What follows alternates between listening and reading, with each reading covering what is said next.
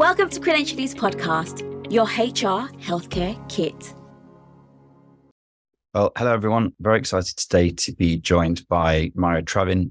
She's a specialist learning solutions architect at Guidehouse and has had a very interesting career working for a number of organizations, including federal organizations, is an award winner for the work that she's done, and someone I think that our audience is really going to be interested in hearing from. And Myra, if it's all right, I'd love for you to just quickly tell us about how you got here and a little bit about your career. Sure, absolutely, Kit. It's great to be with you. My career has been varied. I've worked in both private and public sector. I've worked in government and both in Canada and the US because I'm a dual citizen of Canada and the US. And also a lot in the tech sector, working for companies like HP and Microsoft and Amazon and various people like that, but also government agencies, State Department. NIAID is a recent situation that I was in working with Dr.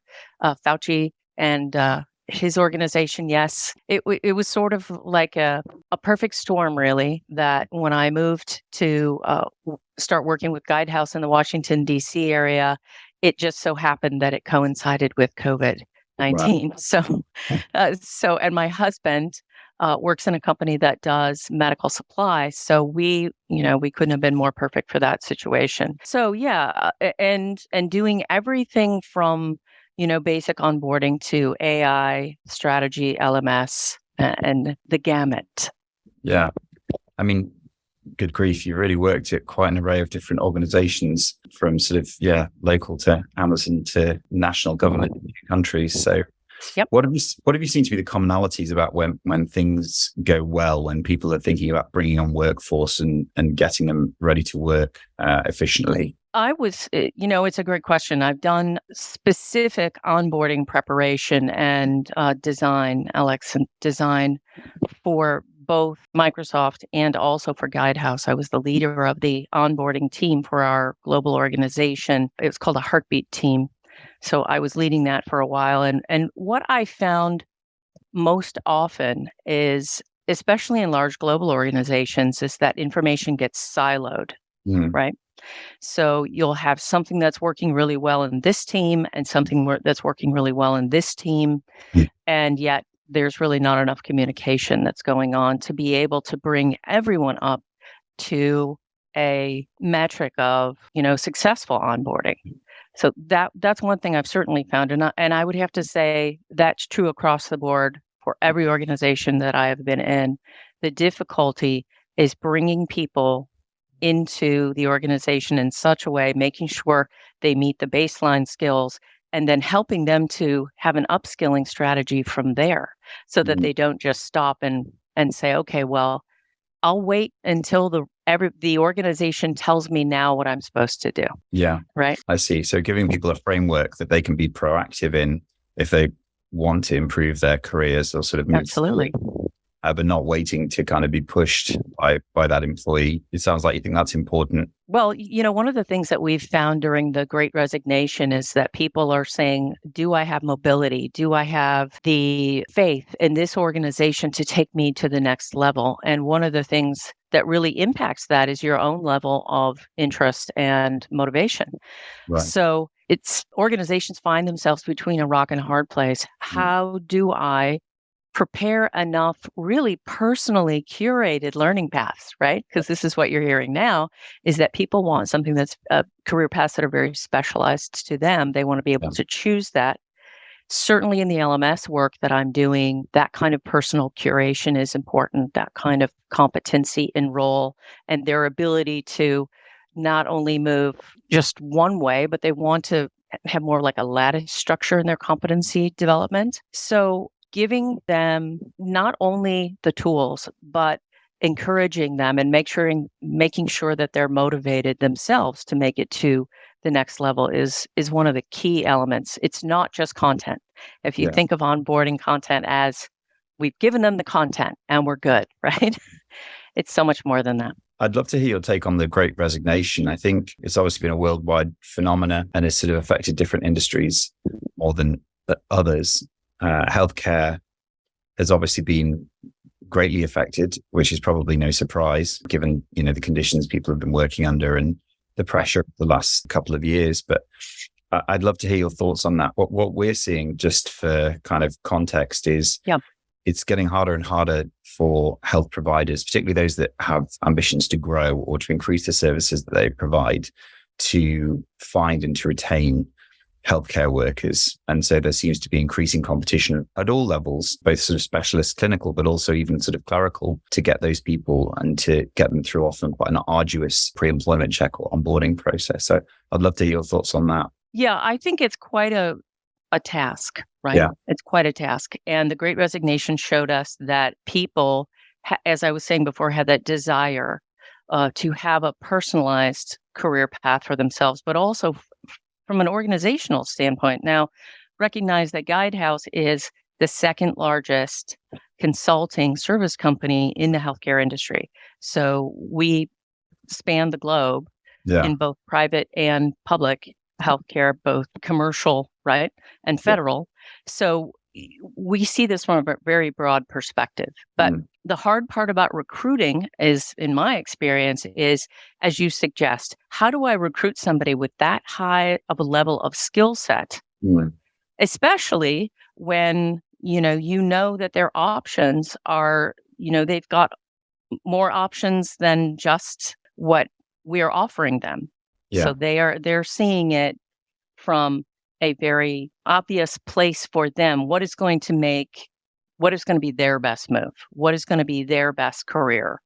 Should they stay? So recruiting has to, from the very beginning, you have to first really identify those skill sets very effectively, and then take a look at those individual people, personas, if you will, and say, what is going to engage these people from day one, keep them engaged throughout the process of learning, onboarding, then throughout career development. And when I see a lot of people leaving a certain organization, then I know it is because that whole process has not really been carefully considered. Yeah, it's really a good sign, is it? No. And teams in the medical space, I just did a paper and presentation for the Science of Team Science conference. And in that particular situation, I talked about how teams of scientists, especially in the healthcare industry, how different those types of teams are to keep them together, to keep them focused on what they need to do, to keep people from disengaging in global and distributed situations. So those people have specific needs. And can't see them the same as you would, let's say, an administrative worker that is in a government position, because they are very, very different. Yeah, I think that's right. I mean, what we're seeing is now, as a clinician, suddenly the balance of power has changed quite dramatically. Indeed. And, perhaps there was balance that needed to be addressed to an extent, but particularly in sort of nursing, what we're seeing is that people that have been happily employed as travel nurses during the COVID period and paid substantially more than they were by their full-time employers are now saying, even setting aside the wage difference that I can expect, I actually quite like flexibility. I quite like being able to choose a bit more when and where I work. And I don't necessarily want to go back to working a full-time or often, more than full-time shift pattern. Is that something you've experienced, that kind of Absolutely. I think companies are very reticent to just say, okay, everybody back to work full-time at a specific location. I think the world has moved on. And the new normal is, what is that saying? No man ever steps in the same river twice, because the man is different and so is the river. And that is what I really think is true. As I try to create what I call hybrid flex environments post-COVID, because I'm understanding that people are now, and they're going to remain both in, possibly at a location learning at the same time. There are going to be people all over the world learning through technology. So how can I create these environments? Because I do not think it's ever going to go back to the same way that it was before. I'm really confident. No, I agree with you. And I think it's sort of one of those genies that you can't let, can't get back in the lamp. Is that? No, it's hard to give people freedom and then take it away. I mean, ask any political system. It's hard to give people that freedom and then take it away. Yeah, quite right. I'd love to hear more about this hybrid flex model that you've described. I think I have Mhm. sort of an idea of what that sounds like, but for our audience, I'd love it if you could just quickly break that down. Sure. A hybrid model is one where we're taking a look at the factors that impact the person who is in the training location, at the training location, and then the factors that impact people that are in distributed locations. And what Yeah. always blows my mind about this when I think about it is every single person is in a different technology environment, Yeah. right? And if you, it's like putting a grain of sand on the chessboard and you get to infinity really quick. If you Mhm. really think about all of the differences involved in that technology, you have to mitigate possible disturbances. You have to look for equity. Also, want to add things like in my model, I add the idea of diversity, inclusion, and cognitive diversity, which really benefits, especially science teams or health teams, people who have, people that are apprenticing up to a certain level of competency, and then people who are really, really competent. So making that a bit more of an equity situation there. Mhm. So I think about the Chinese character for danger and opportunity. There's a lot of danger in that situation that Mhm. people are going to feel completely left out, totally unengaged. And what have we been saying about onboarding? So if you do your onboarding totally online and you have no idea whether those people are really engaged or not, Mhm. then you've just spent a lot of money. And we know how much money it is to spend to train someone, bring them through their first year and have them leave. Mhm. It's just phenomenally expensive. Yeah.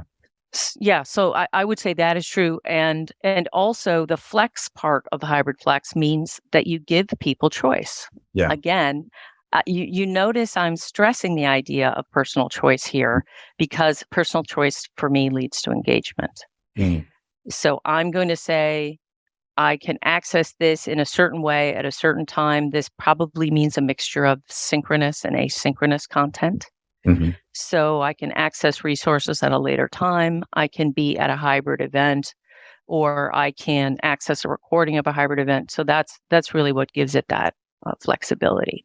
Mm, that's interesting. I mean, one of the things that we are really interested in is we think you should automate the things that can be automated, but no more to an extent. And what we see as sort of very important is people maintaining the human touch and feeling that they're developing a relationship with someone or developing trust with someone if they're considering Yeah. between several employers. And often the situation we see as a clinician that, let's say, we'll send out 5 CVs and be considering 5 roles and entertaining 5 conversations.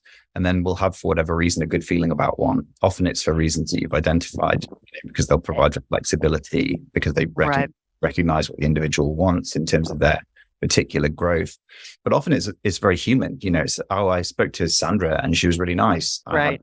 confidence that she wouldn't waste my time. And I'd love to kind of hear what you think about sort of where the personal touch is really important and what needs to be automated in this climate. I had a friend whose business motto was high tech, high touch, and I always thought that was a good way of thinking about it. I'm definitely a person who understands that technology is here to stay. People learn through it. It's like a prosthetic. I've always said that you're not getting away from it at any time now. It's only becoming more and more prevalent and embedded in the workflow. So technology, very important to be able to partner with it, I would say, as an individual and also as for a company strategy. But as far as the difference between kind of an instinctual Mm. experience of someone, that is such, if you think about what is going on for your brain, it is such a high level of pattern matching experience, people that you've met before. There's so much going on there. We could unpack it all day. But I would also say you're looking at AI applications in recruitment that are working to take a look at those types of factors, sentiment analysis and language and engagement metrics. So you're going to see some of that. It already has happened. I was agree with the quote that the future is it's already here, it just isn't evenly distributed. Right. So you have right, so you have tons of people in the C-suite making those decisions about, oh, I see the impact that this could have. Yeah. But do I think you should lose the personal touch at any time? No. I am a humanist who believes that people should collaborate with technology. That's really, if you put, to my motto on one little piece of paper that's what it would be. I'm a humanist who really believes that people should collaborate with technology, because there are things that technology can do that will enable us to be more effective. And there's things that we can do that will really feed the capabilities of that technology. This is perhaps an unfair question, but I'm going to ask it anyway. But sure, go ahead. The sort of organizations that are resource constrained, which is probably most, that are providing healthcare to some level. If you were sort of, giving advice in a lift or in a hotel lobby and someone just said, we're starting from scratch, if you like, we really want to get this right. We want to make sure we can bring on good people, that they're engaged in the process, and it's greenfield. We don't have unlimited budget, but like, what would you say are the most important couple of things, 3 things to get right, and what should we avoid? What springs to mind? Well, first of all, you really have to understand the competencies that you're hiring for, right? Yeah. So those have to be really clearly researched and understood. So you have to understand who's doing well in this role, who is not doing as well in this role. Can I create sort of like an expert model, which I think is a wonderful thing to do, making sure that the kinds of qualities, KSA, all of those pieces are in there. And I know who I'm hiring for. I know the type of person I'm hiring for. And then I would also say, know your own culture, because if you are a culture that gets up to speed quickly, that requires people to be very autonomous and asks them for a lot of their own personal motivation, know that. If you are not, then know that too. So I would say that's the second thing. And then the third thing I would say, and this is what I tell everyone, please don't think that everything is the content, because I have seen people create entire 2,500 PowerPoint slide deck. Ouch. Indeed. And it was over 2 weeks. And it was just, this was a large corporation, and I won't tell you which one, but that is nuts, right? Yeah. But their argument was, it's got everything. It's got all the content. Like the content isn't going to change the very next day, right? Yeah, right. So your strategy for content delivery, your understanding that people do not learn by you doing this huge info dump, and then what I always call delusions of competence. The organization has delusions of competence. Like, we trained you, go. Right? Didn't you get it? And I think that, especially for onboarded employees, it makes them feel very disheartened. Yeah. Especially if it's all formal. I've given you the 2,500 PowerPoint or Canva or whatever it is now, right? Even micro lessons. You can do the same thing wrong with a lot of new technologies. But, which is fun. But if you understand that the human brain takes in 7.5 chunks of information any 40-minute learning session, and that's it. Wow. Right? That's it. Einstein, you, me, anybody. That is really the truth of learning. And there were some great books written a while ago telling ain't training and that kind of thing. So thinking about those pieces of what is it I can give people in the session that will engage them, that will allow them to collaborate, that will make an impression emotionally on them, intellectually on them.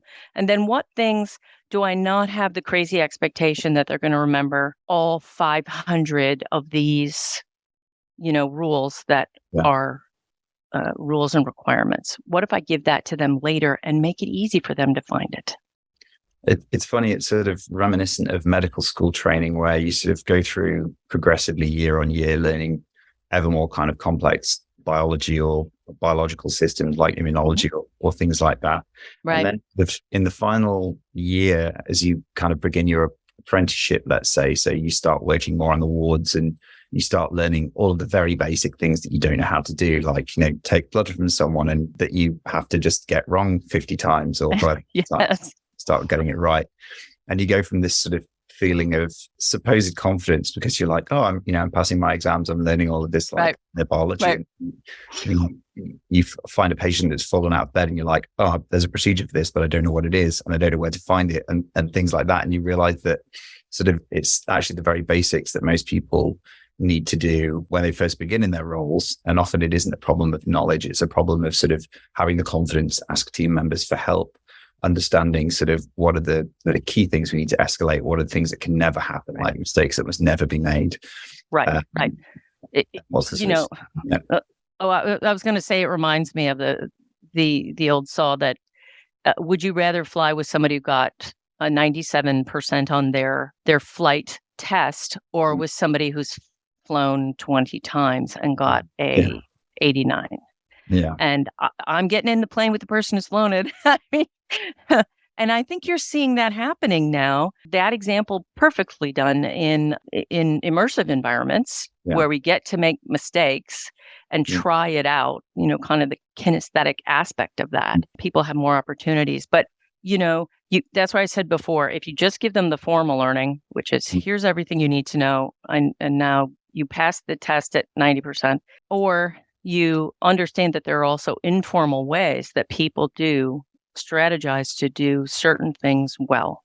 Yeah. And if you've started out with some type of expert modeling where you've really taken a look at who's doing things well, there are some surprising things that happen that you learn about that you didn't know were important. Yeah. Okay. Well, thank you, Myra. I want to be respectful of your time. That was sure. Absolutely. So I've been speaking to Myra Travin today, Specialist Learning Solutions Architect at Guidehouse, winner of the NIAID 2020 Merit Award. Thank you very much for talking to us today on the Credentially Podcast. Fantastic. So brilliant, Myra. It's been a great pleasure. Thank you so much. All right. Thank you. You take care. Okay. Bye-bye. You too. Bye-bye. Search Credentially for your current healthcare staffing insights.